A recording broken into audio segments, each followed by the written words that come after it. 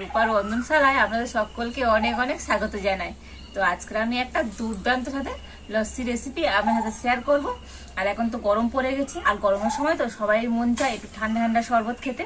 আর এখন তো রমজান মাস চলছে, আর এই রমজান মাসে আপনারা ইফতারের শেষে এই লস্যিটা বানিয়ে খেতে পারেন, দারুণ লাগবে। আর এই লস্যিটা একবার খাওয়ার পর আর কোনো শরবত খেতেই আপনাদের ভালো লাগবে না। তো আপনারা সঙ্গে থাকুন আর পুরো রেসিপিটা দেখতে থাকুন কীভাবে আজকে আমি এই লস্যিটা তৈরি করি। আর আজকে আমার সাথে আছে পিতুল, একে তো আপনারা মাঝে মাঝে আমার সাথে দেখেছেন, তো এটা আমার বোনের ছেলে। তো আমরা দুজনে আজকে লস্যি করবো, তাই তো পিতুল? তো প্রথমে আমি উনুনটা জ্বেলে দেব।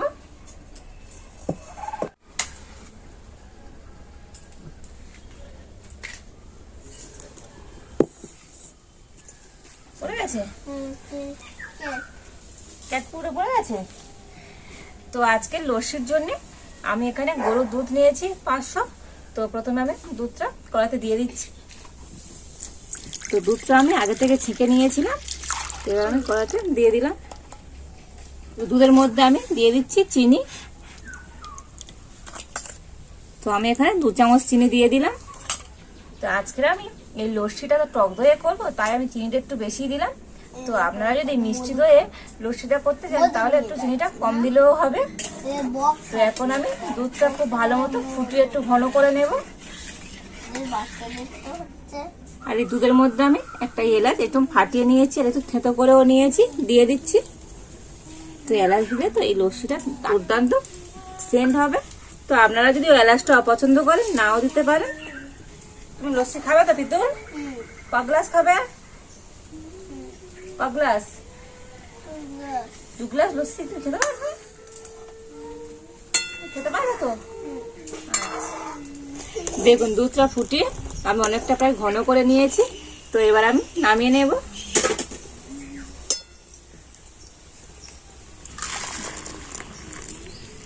তো দুধটা আমি এবারে খুব ভালো করে ঠান্ডা করে তো ডিপ ফ্রিজে একটু 1 ঘন্টার মতো রেখে দেবো। তারপরে বার করে আমি লস্যি বানাবো। তা বন্ধুরা, আমি ফ্রিজ থেকে বার করে নিয়ে চলে এসেছি দুধটা। আমি প্রায় 1 ঘন্টার মতো ফ্রিজে রেখেছিলাম।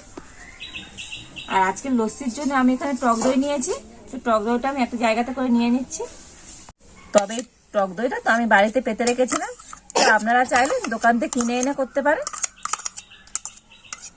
তো এবার একটা ব্লেন্ডার দিয়ে টক দইটা প্রথমে আমি ভালো করে ফেটিয়ে নেব। তো আজকে লস্যিটা আমি টক দই দিয়ে করছি, তো আপনারা চাইলে মিষ্টি দই দিয়েও লস্যিটা বানাতে পারেন। তো দেখুন টক দইটা আমি প্রায় 5 মিনিট ধরে ভালো করে ফেটিয়ে নিয়েছি। আর এবার যে দুধটা আমি ফ্রিজে রেখেছিলাম সেই দুধটা এর মধ্যে দিয়ে দিচ্ছি।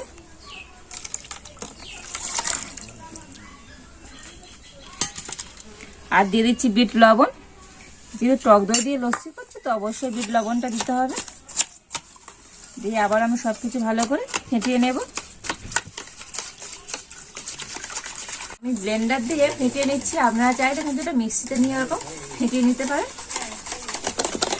দেখুন লস্যিটা খুব ভালো মতো আমি ফেটিয়ে নিয়েছি, আর কতটা ফেনা হয়েছে দেখুন।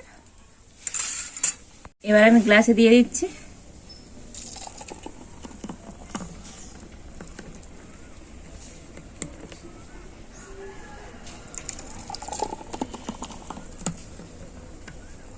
তো আপনারা চাইলে এই লস্যির মধ্যে কিন্তু বরফ দিতে পারেন, তবে দুধটা তো ডিপ ফ্রিজে ছিল, খুবই ঠান্ডা আছে, সেই কারণে আমি আর বরফের টুকরো দিচ্ছি না। তো এবার আমি স্ট্র দিয়ে দিচ্ছি। আর এখানে আমি একটু পেস্তা কুচি নিয়েছি, দিয়ে দেবো। দিলে তো দেখতেও ভালো লাগবে লস্যিটা, খেতেও তো দুর্দান্ত হবে। তবে তুমি খাবে তো এবারে? তো বন্ধুরা, আজকে লস্যি রেডি হয়ে গেল, দেখলেন তো কত সুন্দর হয়েছে। আর পিতুল কতক্ষণ খাবে সেটাই দেখছে। খাবে তো লস্যি? তো নাও, হাতে হাতে ধরো, হাতে ধরো, এখানে থাকবে, নাও খাও।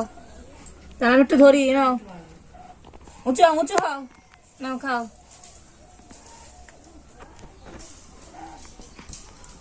সে একবারে সব শেষ, তাই তো? লস্যি কেমন হয়েছে? সে কথা বলবে কি, লস্যি খেয়েই যাচ্ছে। দেখলেন তো বন্ধুরা, আজকের লস্যিটা কত সুন্দর হলো। আপনারা কিন্তু বাড়িতে এই গরমের সময় এইভাবে লস্যিটা বানিয়ে খাবেন, দেখবেন দারুণ টেস্ট হবে। আর আর যদি আজকের আমার এই রেসিপিটা আপনাদের ভালো লেগে থাকে তো লাইক শেয়ার কমেন্ট করবেন।